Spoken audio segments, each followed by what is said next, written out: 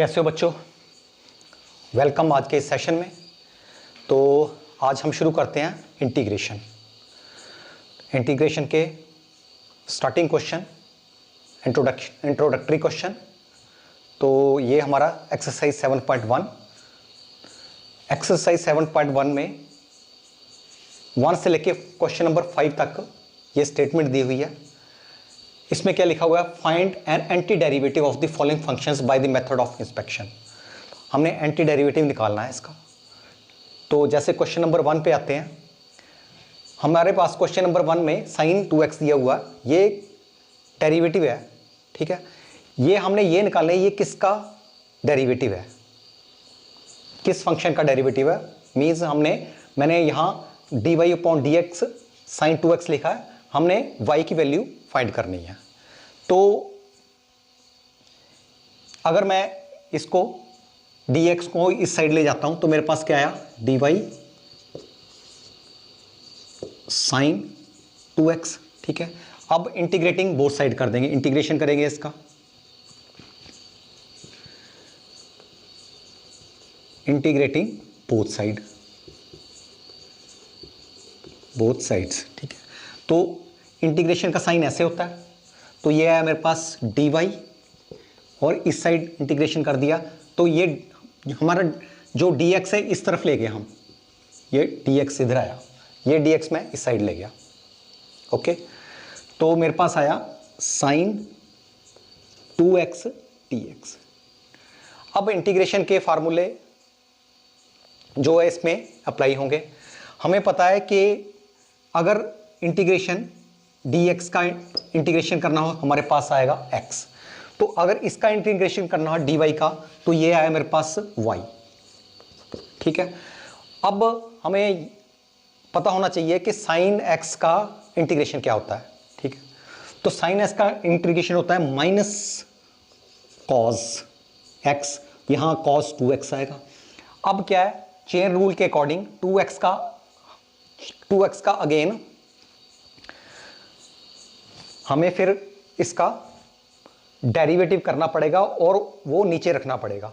इसका डेरिवेटिव किया, जैसे 2x का डेरिवेटिव करो, मेरे पास क्या आया? 2 को हम यहां नीचे रखेंगे, ठीक है। तो मेरे पास क्या ही वैल्यू आई? मेरे पास y = minus cos 2x upon 2।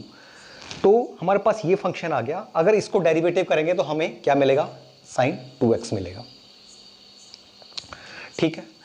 अब ऐसे ही इसको करना है हमने, इसको दूसरी तरफ ले जाओ, dy cos 3x यहां dx, ये dx इधर आ गया, ठीक है। इंटीग्रेटिंग बोथ साइड कर दो,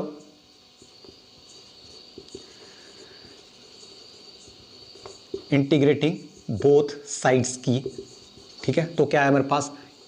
इसका इंटीग्रेशन dy, इसका इंटीग्रेशन cos 3x dx। अब इसका क्या आएगा?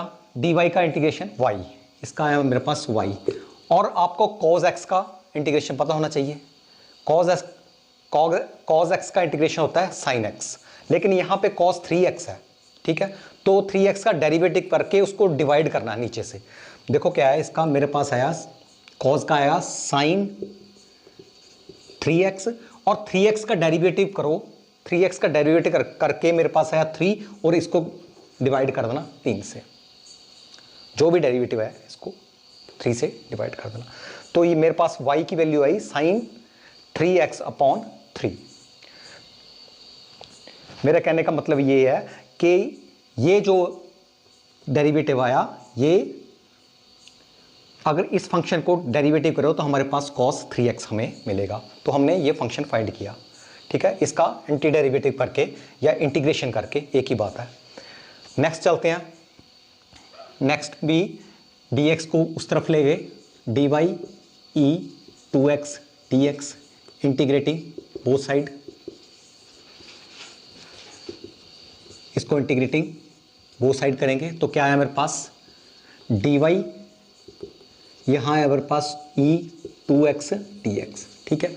अब ex का इंटीग्रेशन क्या होता है? ex ही होगा, ठीक है। लेकिन यहाँ 2x है, ठीक है। तो इसका क्या आएगा, इसका तो y आएगा, इसका मेरे पास आ गया e2x। अब इसका 2x का डेरिवेटिव करेंगे, 2x का डेरिवेटिव क्या आया 2, और उसको डिवाइड करेंगे नीचे, इसको डिवाइड किया तो मेरे पास क्या है 2। तो y की वैल्यू यहां पे क्या है मेरे पास e2x अपॉन 2। अब नेक्स्ट क्वेश्चन, इसको dy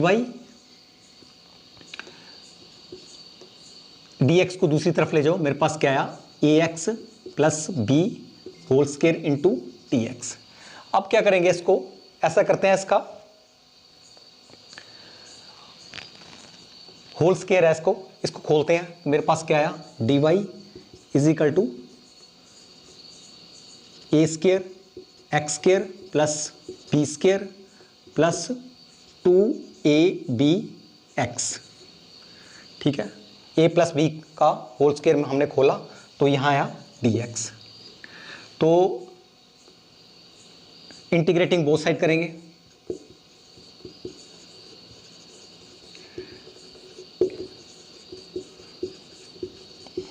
तो मुझे क्या मिला, ये मेरे पास आया dy, अब ये आया A square x square plus B square plus 2abx, इसका आया dx। अब ये अगर ये दिस प्लस दिस है तो इसका सेपरेट सेपरेट इसको करेंगे तो क्या आएगा मेरे पास dy is equal to a square x square dx plus B square dx, ये dx प्लस 2abx dx। अब जो कांस्टेंट है, कांस्टेंट क्वांटिटी को हम बाहर निकाल देंगे, तो मेरे पास आया dy ए स्क्वायर एक्स स्क्वायर dx, यहां बी स्क्वायर को बाहर निकाल दिया, बी स्क्वायर, यहां dx आया, यहां पे 2ab को बाहर निकाल दिया, 2ab, यहां रह गया x dx। ओके, तो मेरे पास आया ये y, dy का तो y होता है इंटीग्रेशन, तो ए स्क्वायर, अब x, इसका हमें इंटीग्रेशन हमें पता है क्या है, देखो x raise to power n का होता है x n plus 1 upon n plus 1, तो इसका आएगा x raise to power 2 plus 1 upon 2 plus 1, तो इसका आएगा मेरे पास 2 प्लस 1 अपॉन 2 प्लस 1, या इसको x raise to power 3 upon 3 direct लिख सकते हो आप, x raise to power 3 upon 3 plus B square. अब dx का तो हमें पता है x है, हमें पता है dx का इंटीग्रेशन क्या होता है x, और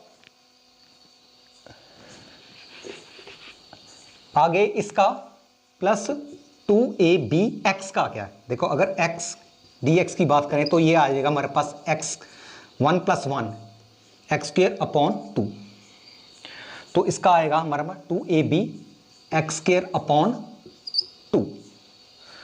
तो ओवरऑल मेरे पास क्या आया, मेरे पास आया y is equal to a square x cube upon 3 plus B square x plus 2 cancel हो गया plus a b x square.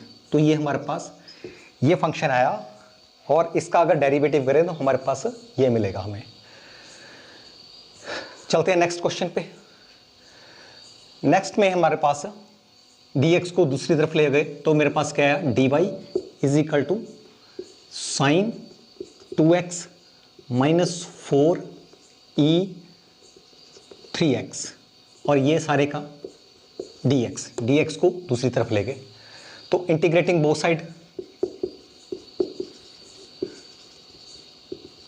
Integrating both side करेंगे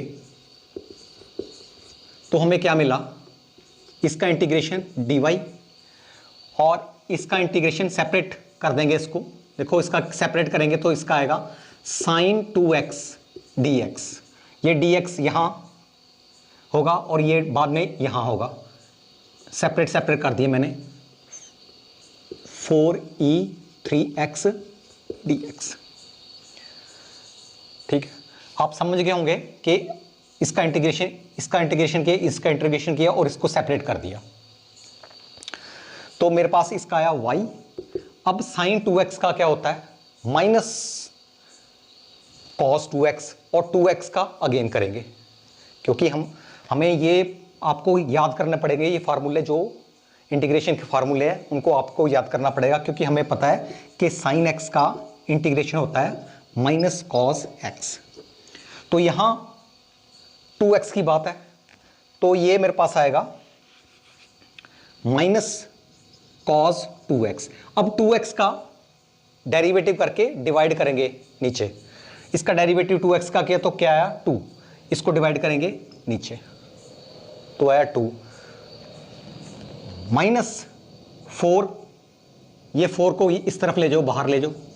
अब इसकी बात करेंगे तो इसका आया, हमें पता है कि ex का इंटीग्रेशन होता है एक्सपोनेंशियल फंक्शन का ex ही होता है, ठीक है। लेकिन यहाँ पे e3x है तो इसका सेम होगा, 3x होगा।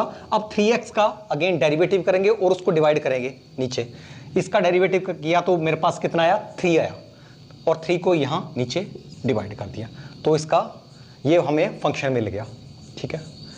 तो इनको क्वेश्चंस को ऐसे करना था। क्वेश्चन नंबर 5 तक हो गया हमारे।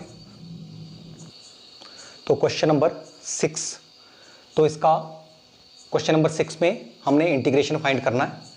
तो जब ये क्वेश्चन करने हैं तो हम इसको इंटीग्रेशन को साइन आई से डिनोट करते हैं, ठीक है। इसको मैंने आई लिख दिया और ये पूरे का पूरा यहाँ 4e3x प्लस 1 इंटू dx, ठीक है। तो अब हम जब ब्रैकेट खोलेंगे तो ये इसका भी इंटीग्रेशन होगा और इसका भी इंटीग्रेशन होगा, ठीक है। ये स्प्लिट हो जाता है, सभी का इंटीग्रेशन होगा, अगर बीच में प्लस या माइनस हो तो सभी का इंटीग्रेशन हो जाता है इसमें। तो इसका क्या होगा, देखो इसका मेरे पास आया 4e3x dx प्लस यहाँ 1 dx, ओके। तो अब ये कांस्टेंट है, कांस्टेंट को हम बाहर कर सकते हैं इंटीग्रेशन के, इसको मैंने बाहर कर दिया। तो यहाँ अंदर क्या आया मेरे पास e3x dx प्लस 1 को बाहर कर दिया तो एक ही बात है, तो ये मेरे पास सिर्फ dx रह गया, 1 लिखने की जरूरत नहीं है। तो मेरे पास ये आया 4। अब हमें पता है ex का इंटीग्रेशन क्या होता है, ex ही होता है, और यहाँ 3x है तो e रेज टू पावर यहाँ 3x है तो 3x आएगा, और 3x का अगेन डेरिवेटिव करेंगे, इसका डेरिवेटिव क्या होगा 3 होगा, और 3 को डिवाइड करेंगे नीचे से, इसको नीचे डिवाइड कर दिया इसके, प्लस x का डेरिवेटिव x होता है, और प्लस इसमें जब इंटीग्रेशन आपने करनी है तो इसके c जरूर लगाना है। अगर यहाँ पे हमें लिमिट नहीं दी हुई है, ठीक है, इनडेफिनेट इंटीग्रल है तो c मस्ट c लगाना पड़ेगा आपको साथ में। तो इसका हमारे पास ये आंसर आया, क्वेश्चन नंबर 6 का ये आंसर है। तो चलते हैं क्वेश्चन नंबर 7 पे। क्वेश्चन नंबर 7, इसको पहले यहाँ आई लिखा तो ये मेरे पास आया। अब मैंने इसको साथ में खोल लेता हूँ, इसको क्या आया x square minus x square upon x square, यहाँ dx है, ठीक है। ये तो आपस में कैंसिल होके 1 आ गया, तो क्या आया मेरे पास इंटीग्रेशन इसका एक्स स्क्वायर माइनस 1 और ये dx आ गया, ठीक है। अब ये ब्रैकेट खोल लो तो मेरे पास क्या आया i is equal to x square dx minus 1, लिखने की जरूरत नहीं, यहाँ सिर्फ सिंपल dx लिख दो आप, यहाँ या 1 यहाँ लिखना तो लिख सकते हैं, अगर नहीं लिखना तो भी चलेगा, dx आ गया। तो ये मेरे पास आया, इसको इंटीग्रेट किया, इंटीग्रेट जब किया तो मेरे पास आया 2 प्लस 1, नीचे भी 2 प्लस 1, क्योंकि हमें पता है x raise to power n का इंटीग्रेशन क्या होता है n plus 1 upon n plus 1, ठीक है। ये फार्मूले आप जैसे जैसे क्वेश्चन करते रहेंगे आपको याद होते रहेंगे ये फार्मूले ये। तो इसका आया मेरे पास x प्लस c जरूर लिखना कांस्टेंट, ऑफ इंटीग्रेशन बोलते हैं इसको, प्लस सी कर दिया। तो ये इसका ये आंसर आया इसका। नेक्स्ट क्वेश्चन पे चलते हैं। नेक्स्ट क्वेश्चन को भी इसको आई लिखो और इसको सेपरेट कर दो।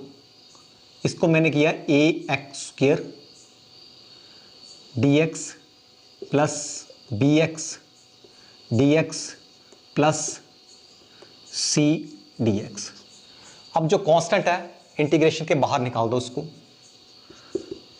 बाहर निकाल दिया तो क्या आया मेरे पास X square D X plus B को बाहर निकाल दिया, मेरे पास क्या आया X D X plus C को बाहर निकाल दिया तो मेरे पास क्या आया सिंपल डी एक्स। अब जब इंटीग्रेशन करेंगे इसका तो क्या आएगा मेरे पास ए, इसका आएगा 2 + 1 अपॉन 2 + 1, 2 + 1 अपॉन 2 + 1 प्लस बी, इसका आएगा x या 1 + 1 1 + 1, नीचे भी 1 + 1 प्लस सी। अब dx का इंटीग्रेशन क्या होता है x होता है, ये तो हमें पता ही है, प्लस यहाँ c है तो यहाँ पे कांस्टेंट ऑफ इंटीग्रेशन यहाँ k लिख लो, ठीक है। यहाँ c नहीं लिख सकते क्योंकि c ऑलरेडी एंगेज है इसमें, ठीक है। तो इसके प्लेस पे मैंने k लिख लिया, कोई फर्क नहीं पड़ा, इसका कांस्टेंट ऑफ इंटीग्रेशन k कर दिया इसमें। तो मेरे पास क्या आया i = a x⁻³ upon 3 plus bx² upon 2 plus cx plus k is the constant of integration here. तो इसका आंसर ये आया। नेक्स्ट क्वेश्चन पे चलते हैं, क्वेश्चन नंबर 9 पे। क्वेश्चन नंबर 9 में इसको अलग अलग सेपरेट करो तो मेरे पास क्या आया 2x² dx plus ex dx, ठीक है। अब कांस्टेंट बाहर निकाल लो, 2 को बाहर निकाल लिया, अंदर रह गया मेरे पास x dx प्लस ये तो सिंपल ही है ex dx। अब यहाँ पे फॉर्मूला लगेगा तो मेरे पास क्या आया 2x 2 + 1 अपॉन 2 + 1 प्लस ex का हमें पता है ex ही होता है और plus constant of integration c। तो क्या है लास्ट मेरे पास 2x³ upon 3, 2 + 1 3 plus ex plus c। तो इसका ये आंसर हुआ। नेक्स्ट क्वेश्चन पे चलते हैं, क्वेश्चन नंबर 10 पे। तो इसका जो इंटीग्रेशन, अब ये इसका स्क्वायर खोलो, पहले इसका स्क्वायर खोला तो क्या आया मेरे पास √(x² plus 1 upon b² minus 2 √x into 1 upon √x और ये सब सारे का dx बाहर, जो भी दिया होगा बाहर dx दिया होगा। तो इसका कैंसिल हो गया इससे, ये इससे इसका कैंसिल हो गया। मेरे पास क्या आया देखो, ये आया मेरे पास x प्लस 1 अपॉन x, ये आपस में कैंसिल हो गया तो -2 और बाहर dx। अब इसको इंटीग्रेट करेंगे तो क्या आया मेरे पास x dx plus integration dx upon x minus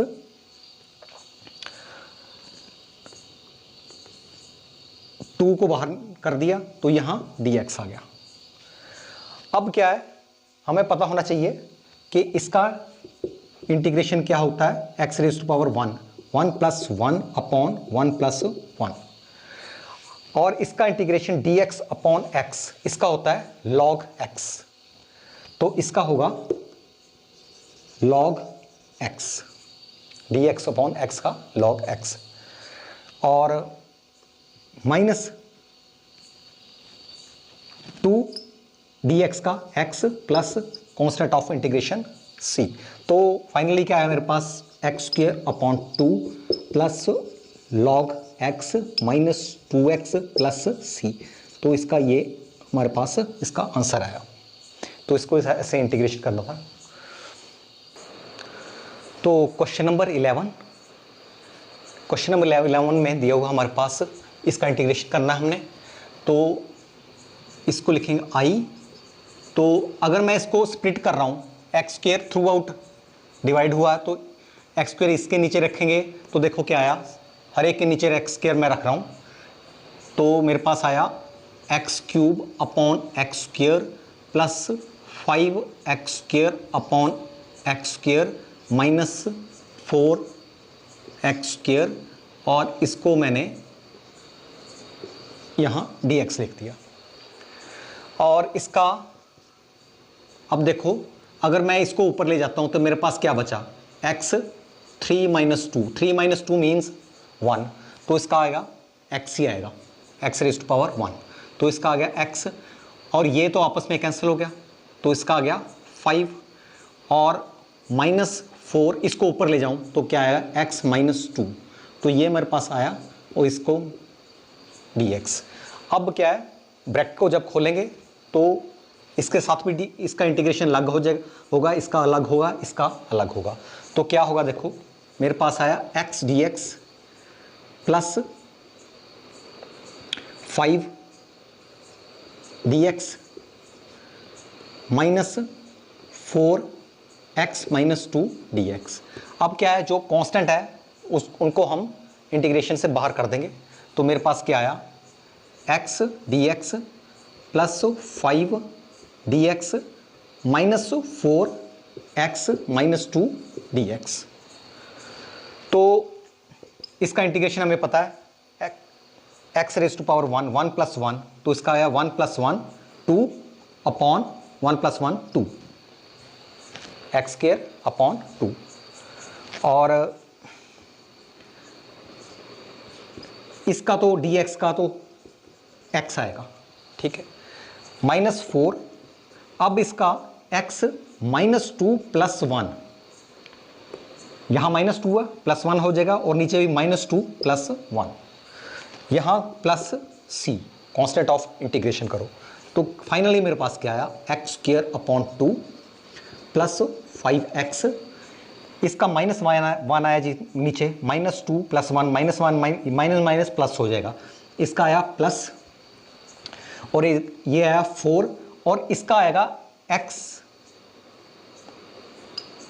minus 1, ठीक है। अगर मैं इसको नीचे ले जाऊं तो इसका आएगा अपॉन x और plus c, this is constant of integration, तो इसका आंसर ये आएगा, x square upon 2 plus 5x plus 4 upon x plus c।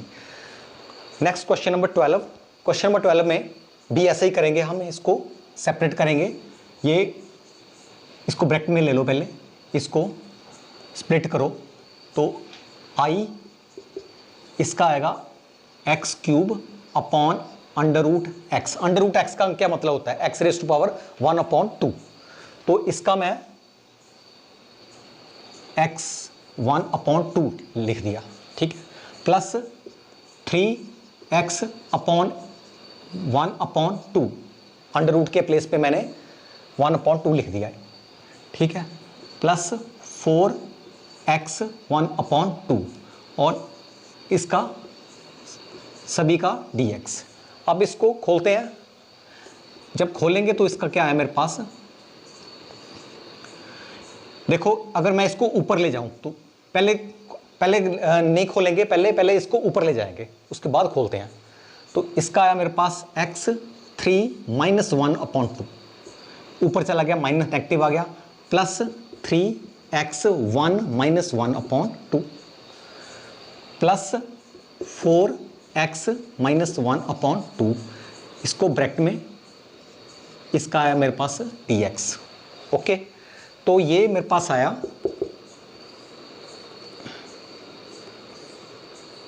इसका आया मेरे पास x, ये आया मेरे पास 5 अपॉन 2, अगर इसको माइनस किया तो 5 अपॉन 2 आया, प्लस इसको माइनस किया तो मेरे पास आया 3x 1 अपॉन 2, और ये तो ऐसा ही रहेगा 4x माइनस 1 अपॉन 2 इसका dx। अब क्या करेंगे, अब खोल दो इसको, सेपरेट इसका इंटीग्रेशन, सेपरेट इसका, सेपरेट इसका, सेपरेट, तो क्या आया मेरे पास, इसका आएगा x raise to power 5/2 dx, okay, plus इसका आएगा 3, मैं बाहर ले रहा हूँ इंटीग्रेशन के क्योंकि ये कांस्टेंट है, इसको पहली बार ले लिया मैंने डायरेक्टली, तो इसका आएगा x⁻1/2 dx।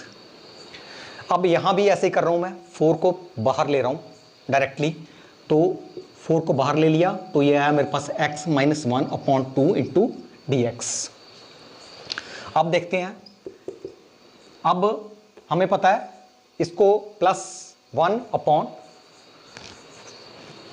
नीचे भी +1 करेंगे तो क्या है मेरे पास x 5/2 + 1, नीचे भी 5/2 + 1, इंटीग्रेशन का जो फॉर्मूला है, +3 इसका भी x 1/2 + 1, नीचे भी 1/2 + 1, प्लस 4x -1/2 + 1, यहाँ भी -1/2 + 1 प्लस c जरूर लिखना आपने, प्लस c। तो आई मेरे पास आया, क्या आया, x⁻7/2, इसका 7/2 आ गया और नीचे भी 7/2 आ गया, ठीक है। तो यहाँ पे प्लस 3x, इसका कितना आया 3/2 और नीचे भी 3/2 आ गया, प्लस इसका क्या आया 4x 1/2 और नीचे भी 1/2 आ गया, प्लस c। तो फाइनली मेरे पास जो आंसर आया, यहां से लिख लेते हैं, फाइनली आंसर आया मेरे पास